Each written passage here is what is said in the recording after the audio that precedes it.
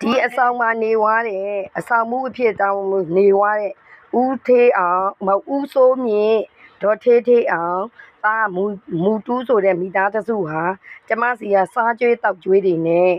နော်သူ့သားနိုင်ငံခြားသွားရင်ဆိုပြီးတော့ချီးသွားတဲ့ပတ်စံတွေကိုမပေးဘဲနဲ့တိန့်ဆောင်သွားသည်မှာ3နှစ်ရှိပါပြီအမြန်လာပေးပါမပေးရင်တောင်ဘဝမြေလာခံရမည်ကိုမွေးကိုသားသမီးလောက်ရှိတဲ့လူစီမှာမြေလာခံရမည်အရှက်မရှိလို့ရှိရင်ဆက်လုပ်ပါအရှက်ရှိရင်အမြန်လာပေးပါ 他就ပြောပြန်လာတော့也他妈没有了，他们就那么严了。ကိုအမျိုးဂုံတိတ်ခါကိုသားကိုအမျိုးဂုံတိတ်ခါကိုသားသမီးဂုံတိတ်ခါကိုမငဲ့လို့ရှိရင်လာမပေးပါနဲ့